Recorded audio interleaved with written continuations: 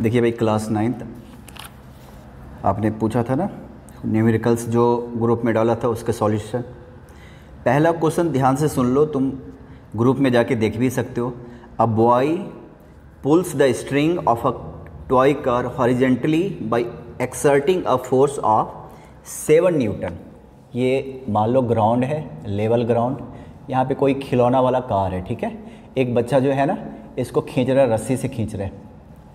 Horizontally मतलब ऐसे खींच रहा है, हॉरिजेंटली। वर्टिकली ऐसे होता है ऊपर की तरफ, हॉरिजेंटली सीधा। और वो जो फोर्स अप्लाई कर रहा है ना, 7 न्यूटन का फोर्स अप्लाई कर रहा है, 7 न्यूटन का फोर्स अप्लाई कर रहा है। और इसने घसीट के इस कार को, ये सेंटर से लेना शुरू करता हूँ, कार को यहाँ पे ऐसे जगह पे लेके आ गया, बी पे लेकर आ गया। और ये डिस्प्लेसमेंट दे रखा 1.5 मीटर। बहुत आसान सा क्वेश्चन है ये तो। 7 न्यूटन का force applied on a toy car and displacement due to this force is 1.5 meter. Then work done equal to as per formula Fs cos theta, and as you know here theta is 0 degree because direction of force and motion both are equal. जिस direction में force है उसी direction में motion है। That's why angle between both force and displacement क्या है, 0 degree, cos 0 degree है ना। और जब सेम डायरेक्शन होता है ना, cos 0 का वैल्यू होता है 1, ये याद रखना। सेम डायरेक्शन में फोर्स और मोशन का डायरेक्शन सेम हो तो वर्क डन का एक ही फार्मूला होता है Fs, राइट। तो वर्क फोर्स यहाँ पे कितना है भाई, 7 न्यूटन एंड 1.5। इसको जब आप सॉल्व करोगे 10.5, और क्या होता है ये, जूल। देखो आप कितना हो गया, 10.5 जूल। इसके बाद सेकेंड क्वेश्चन है, सेकेंड क्वेश्चन, ठीक है। An athlete runs 2 round of circular track। ये देखो सर्कुलर ट्रैक है, 2 चक्कर लगा रहा है, मान लो ऐसे मूव कर रहा है। 2 राउंड्स, एक एथलीट 2 चक्कर लगा रहा है। Circular track of radius 45 metre. इस सर्कुलर ट्रैक का रेडियस कितना है, 45 metre. By exerting a force of 200 newton against the friction due to ground. Ground की वजह से फ्रिक्शन है। फ्रिक्शन क्या है, अगर आपका मोशन इधर होगा, अगर आपका मोशन इधर होगा तो फ्रिक्शन इधर होगा। इधर हो गया फ्रिक्शनल फोर्स, याद रखना। फ्रिक्शनल फोर्स हमेशा उल्टा होता है, जिधर जाना चाहते हो फ्रिक्शनल फोर्स है 200 न्यूटन, एंड अपोजिट होता है। मोशन इधर होता है तो फ्रिक्शनल फोर्स, आपको पता है ब्रेक्स जो होता है, braking force and frictional force opposite होता है एक दूसरे का, है ना। अगर आप इधर जा रहे हो, अगर मान लो आप इधर मूव कर रहे हो, कार इधर जा रही है, ब्रेक लगाओगे तो उसका फोर्स अपोजिट होता है, इसलिए कार रुक जाता है। फ्रिक्शनल फोर्स भी मोशन के अपोजिट होता है, ठीक है ना। तो आप जरा बड़ा ध्यान से सुनिएगा, फ्रिक्शनल फोर्स। तो यहाँ से वर्क डन इक्वल टू क्या होगा। अब यहाँ पे इस पॉइंट, ये P की बात कर रहा हूँ, खुद देखो P पे ना फ्रिक्शनल फोर्स ऐसे है, फ्रिक्शनल फोर्स, और मोशन का डायरेक्शन इधर है, इधर है मोशन। तो फ्रिक्शनल फोर्स या ब्रेक्स के जो फोर्स होते हैं ना, वो 180 डिग्री पे एक दूसरे का अपोजिट होता है, याद रखना। तो वर्क डन इक्वल टू क्या फार्मूला होता है, Fs cos थीटा। यहाँ पे 180 डिग्री है, फ्रिक्शनल फोर्स और ब्रेक्स के केस में 180 डिग्री लेना।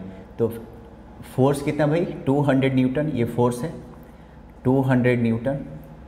डिस्प्लेसमेंट कितना है, अब 2 चक्कर लगा लिया ना, तो देखो तो डिस्प्लेसमेंट 2 चक्कर, 1 चक्कर और फिर 2 चक्कर।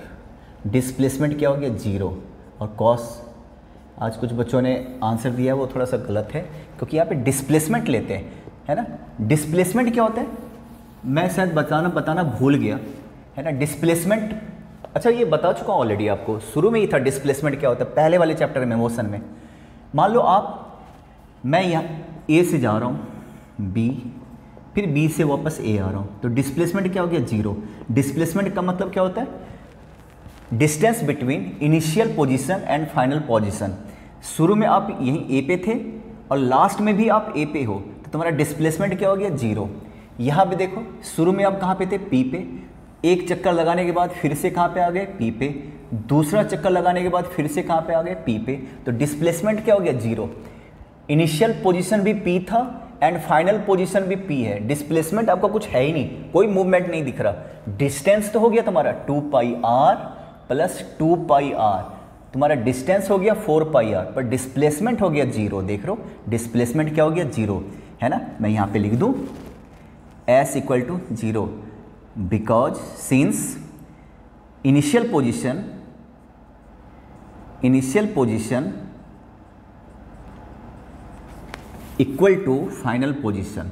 ये मोशन वाले चैप्टर में आपने देखा था, फाइनल पोजीशन जहाँ है वहीं है, कोई फ़र्क नहीं पड़ेगा, क्योंकि इस फॉर्मूले में फोर्स इनटू डिस्प्लेसमेंट, डिस्टेंस नहीं होता, डिस्प्लेसमेंट होता। तो यहाँ से वर्क डन इक्वल टू क्या हो गया, फोर्स तो चलो 200 न्यूटन है, लेकिन डिस्प्लेसमेंट क्या हो गया 0। cos 180 क्या होता है -1, तो वर्क डन भी क्या हो गया 0, क्योंकि डिस्प्लेसमेंट यहाँ पे 0 है। ये याद रखना, ठीक है। अब नेक्स्ट क्वेश्चन देखो तुम लोग। नेक्स्ट क्वेश्चन देखिए भाई, ये समझ में आ गया। यहाँ पे डिस्प्लेसमेंट 0 था, इसलिए कोई वर्क डन नहीं हुआ। इसके बाद देखिए, अब पोर्टर लिफ्ट अ लगेज, पोर्टर जो सामान उठाता है 15 kg, एक लगेज है वो 15 kg उसका मास है, केजी मास है। Ground and put it on his head 1.5 metre above the ground. वो अपने सर पे लेके रखता है, इस सामान को कहाँ पे रखता है, सर पे, है ना। इस सामान को यहाँ पे रख लिया, जो ग्राउंड से कितना डिस्टेंस पे, 1.5 मीटर के डिस्टेंस पे, जितनी उसकी हाइट है। तो पोर्टर जो है ज़मीन पर से सामान उठाता है जो 15 kg का, अपने सर पे रखता है, मतलब कितने हाइट पे लेके जाता है ये। तो वर्क डन क्या होगा, तो ज़रा एक बात बताओ, यहाँ पे देखियो, ये है मास कितना है भाई 15 kg। इसको डिस्प्लेसमेंट इधर की तरफ है, इधर की तरफ मोशन कह लो या डिस्प्लेसमेंट कह लो, डिस्प्लेसमेंट ऊपर की तरफ है, और कितना है डिस्प्लेसमेंट 1.5 मीटर। तो बताओ फोर्स तो नीचे की तरफ है ना। अब फोर्स इक्वल टू क्या होता है, m इंटू जी, यहाँ पे g मैं कहता हूँ 10 ले लो, तो 15 kg इंटू 10, तो कितना हो गया 150 न्यूटन। ऐसे निकालते हो ना, वेट, फोर्स का मतलब यहाँ पे क्या, वेट। तो वेट हमेशा नीचे की तरफ होता है, कभी भी ऊपर की तरफ नहीं हो रहा, लेकिन ये लेकर जा रहा ऊपर, तो दोनों के बीच एंगल कितना बन गया, 180 डिग्री बन गया दोनों के बीच एंगल। अब वो ना ऐसे ऐसे सीधा ऐसे लेके जा रहा है, ऐसे नहीं कि सर पे लेके ऐसे जा रहा है 90 डिग्री पे, नहीं, ज़मीन से उठाया और सर पे रखा, तो जाहिर है नीचे से उठा के ऊपर रखा, है ना। तो जिस चीज़ को उठा रहा है ना, उसका जो वेट है हमेशा नीचे की तरफ है, इसको वेट हमेशा नीचे की तरफ है, और उसको लेकर जा रहा है ऊपर की तरफ, तो कितना एंगल बन रहा है 180, समझ रहे हो। तो यहाँ से क्या फॉर्मूला लगाओगे, work done equal to Fs cos theta. Force कितना लोगे आप, ये देखो फोर्स मैंने 150 न्यूटन निकाला, डिस्प्लेसमेंट कितना है 1.5 मीटर है, सब कुछ मीटर में, और यहाँ पे क्या लोगे cos 180 डिग्री, तो कितना हो गया, ये हो गया 750, और cos 180 क्या होता है -1, तो माइनस नज़र आएगा जूल। माइनस क्या शो कर रहा है, माइनस केवल ये शो कर रहा है कि फोर्स और डिस्प्लेसमेंट दोनों एक दूसरे का अपोजिट है। तो ये हो गया। अब देखिए एक अगला टॉपिक है एनर्जी, है ना। उसको कहते हैं, एनर्जी को कहते हैं ability to do work. Energy is defined as ability to do work, means कि जो एनर्जी है उतना ही आप वर्क करोगे, न ज़्यादा न कम। जो वर्क होगा वो एनर्जी में कन्वर्ट हो जाएगा किसी न किसी फॉर्म में, और जो एनर्जी होगा वो वर्क में कन्वर्ट हो जाता है। तो दोनों सेम है, वर्क का भी यूनिट क्या होता है जूल, इसका भी क्या होगा जूल, दोनों का फॉर्मूला भी सेम है। तो एनर्जी क्या होता है, स्टोर हो जाता है किसी न किसी फॉर्म को, बाद में वो वर्क में कन्वर्ट हो जाता है, या वर्क क्या है एनर्जी के फॉर्म में कन्वर्ट हो जाता है। तो दोनों है ना। तो एनर्जी का डेफिनेशन ही है, energy ability to do work. अब खाना खाते हो एनर्जी जमा रहता है तो आप काम करते हो, 10 दिन खाना पीना छोड़ दो तो देखना कौन सा काम कर लोगे, समझ रहे हो। तो energy ability to do work. अब एनर्जी भी दो तरह का होता है, वैसे तो कई तरह का होता है, पर एक बात बताओ, चलो कई तरह का ही डिवाइड कर लेते हैं। एक तो होता है मैकेनिकल एनर्जी, मैं यहाँ पे लिख देता हूँ एनर्जी के बारे में, एनर्जी। एक तो होता है मैकेनिकल एनर्जी, मैकेनिकल एनर्जी ये भी दो तरह का होता है। एक तो होता है, इसको बोलते हैं KE काइनेटिक एनर्जी, और एक होता है पोटेंशियल एनर्जी PE।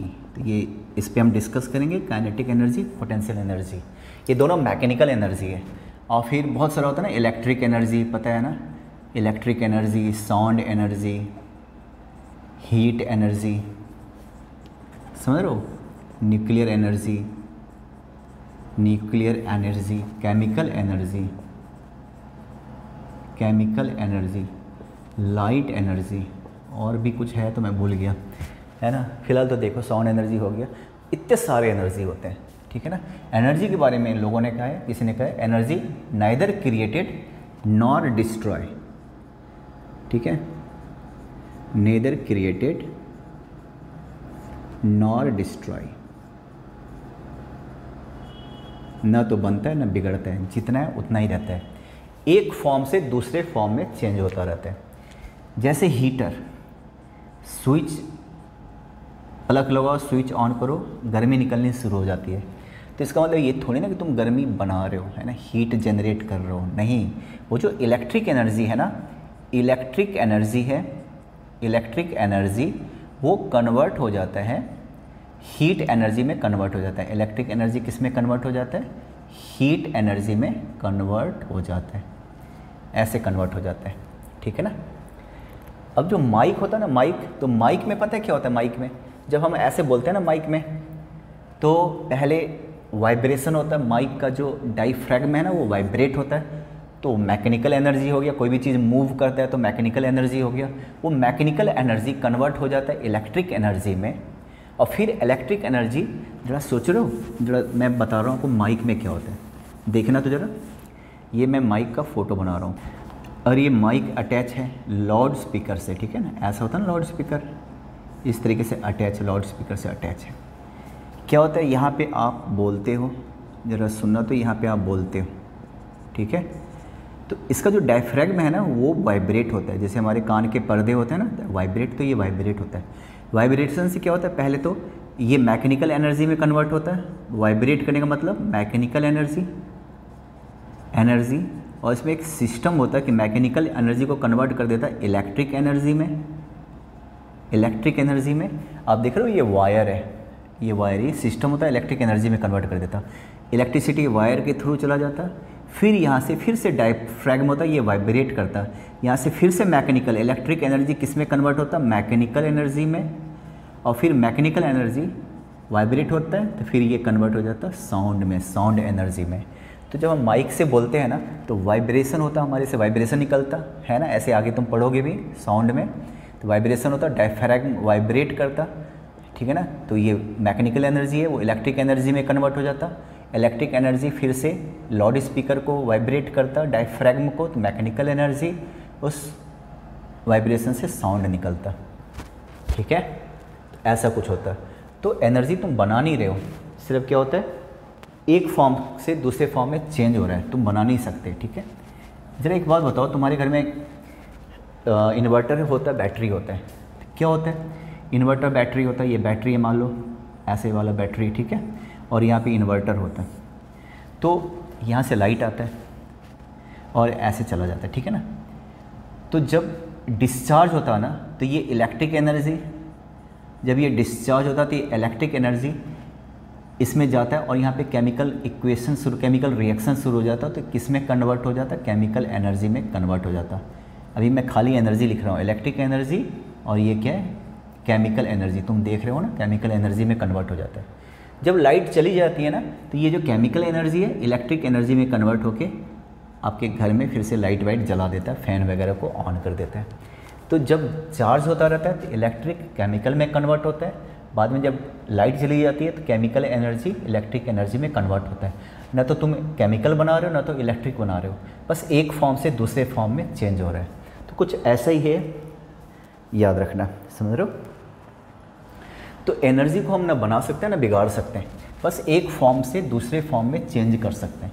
इसको बोलते हैं ट्रांसफॉर्मेशन ऑफ एनर्जी, है ना, conversion of energy into one form to other form, right, transformation of energy. अब मैं बात कर रहा हूँ मैकेनिकल एनर्जी का, यही आपको पढ़ना है, मैकेनिकल एनर्जी। इसके दो पार्ट्स होते हैं, काइनेटिक एनर्जी और ये होता है पोटेंशियल एनर्जी। काइनेटिक का मतलब होता है movement, energy due to motion या मूवमेंट, काइनेटिक, है ना। और ये energy due to change in shape और पोजीशन,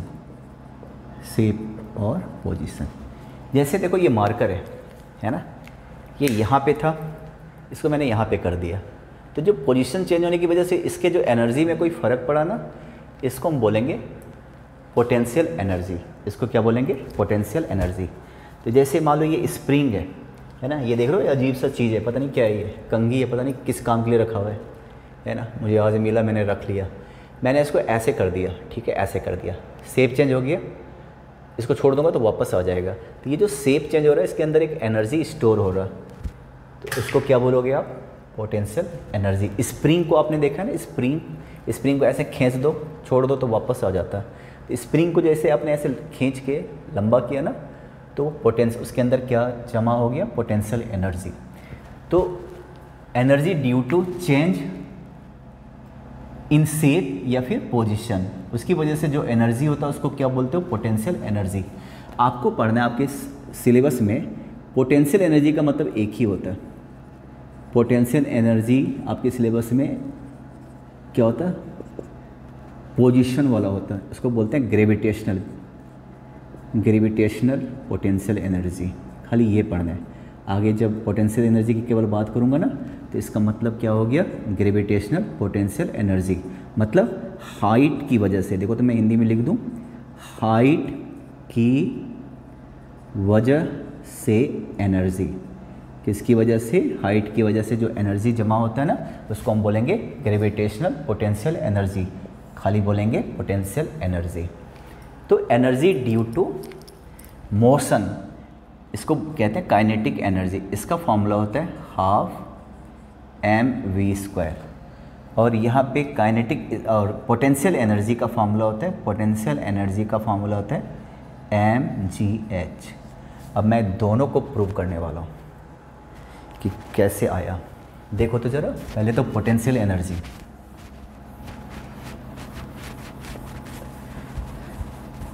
है ना,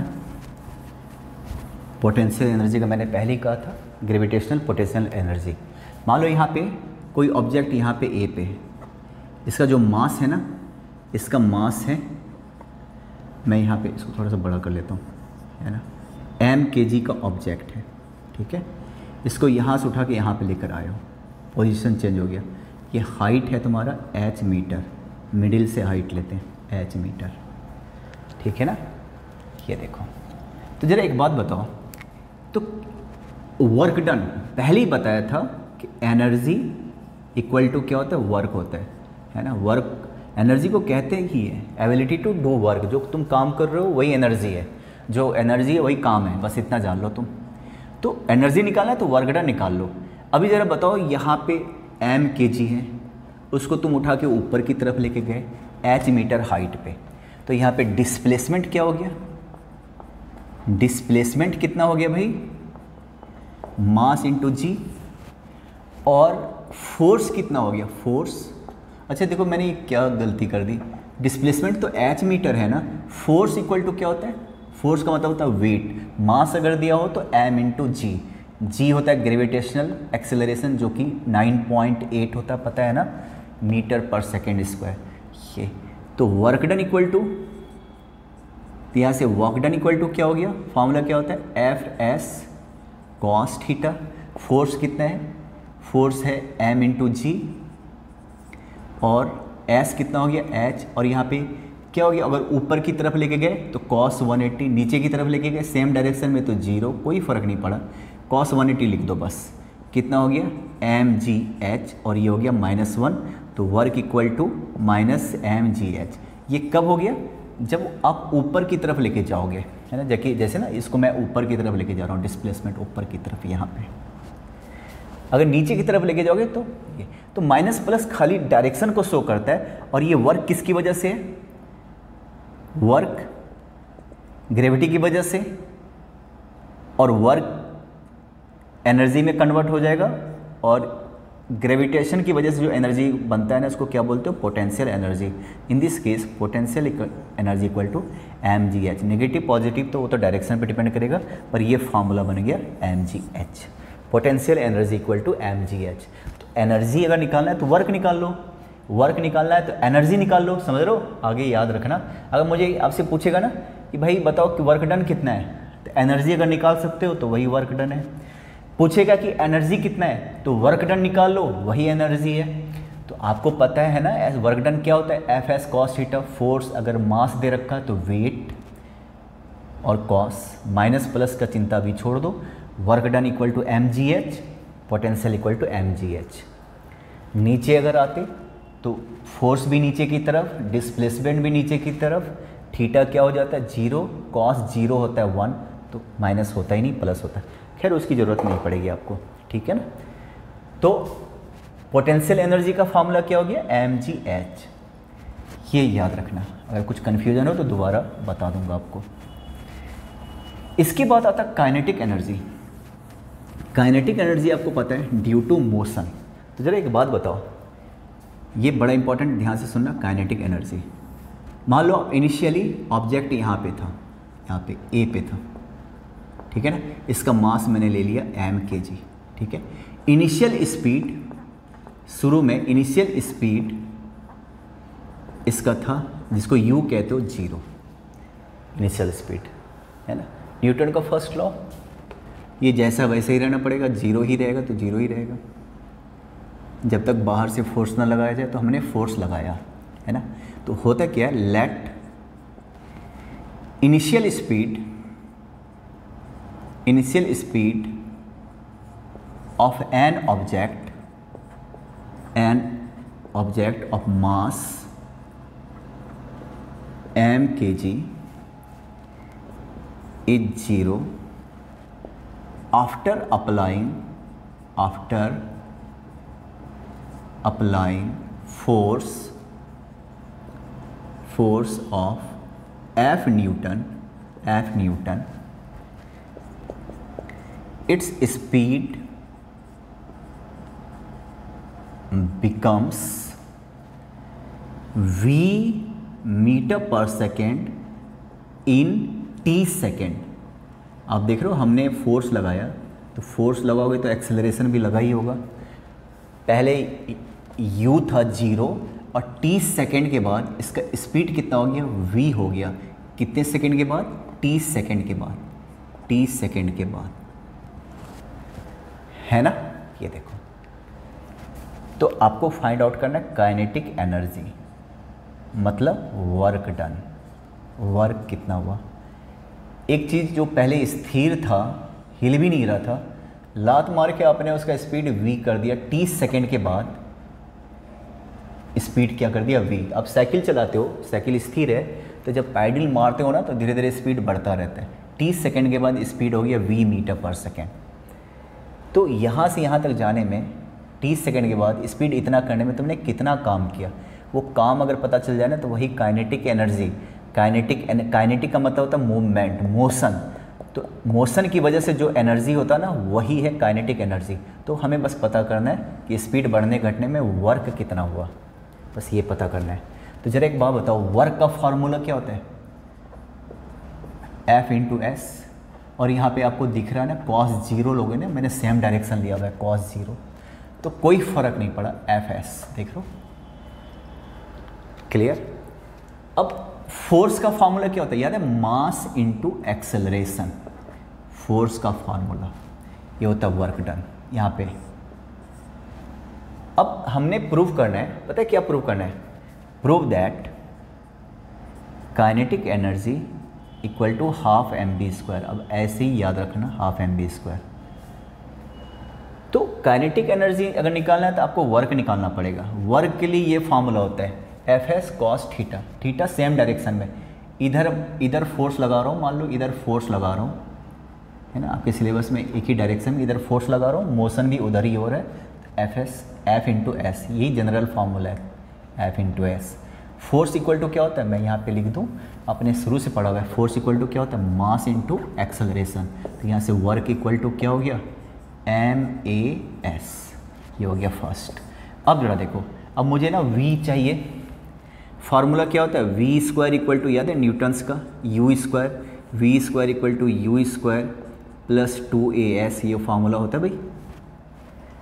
तो v square equal to u, initial speed कितना है 0, देख रहे हो इनिशियल स्पीड मैंने क्या लेट किया हुआ है, इनिशियल स्पीड लेट किया हुआ है 0, तो 0 प्लस 2as, तो ज़रा देखिए तो v square by 2 equal to as, v square by 2 equal to as निकल गया ना, as की जगह वैल्यू रखते हैं। तो ज़रा बताइए तो वर्क डन इक्वल टू क्या हो जाएगा, वर्क डन इक्वल टू यहाँ से देखो तो, अच्छा मैं इसको अलग से लिख लेता हूँ, इसको मिटा दो फिर, समझ में आ गया। तो ज़रा देखो वर्क डन का क्या फार्मूला था, वर्क डन का फार्मूला था ये है आपका MAS, तुम देख लो ज़रा। अब पहले देखिए मैं AS की जगह मैं क्या पुट करने वाला हूँ, ये भी देख लो। मैं AS की जगह पे रखने वाला हूँ वी स्क्वायर बाई 2, तो work done equal to M, और AS की जगह पे वी स्क्वायर बाई 2, तो देखो तो वर्क इक्वल टू क्या हो गया, हाफ, दिख रहा ना सबको, M half M v square, half M v square. और ये जो वर्क डन है ना वही तुम्हारा एनर्जी है, और ये एनर्जी किस वजह से है, मोशन की वजह से। तो ऐसे वाले एनर्जी को क्या बोलोगे आप, काइनेटिक एनर्जी। तो हमारा काइनेटिक एनर्जी क्या हो गया, काइनेटिक एनर्जी इक्वल टू हो गया हाफ M वी स्क्वायर। पहले तुम इसको ठीक से देख लेना, फिर हम इस पर न्यूमेरिकल शुरू करेंगे। अगर कोई डाउट्स है तो देख लेना, इस पर हम फिर न्यूमेरिकल शुरू करेंगे, ठीक है। चलिए।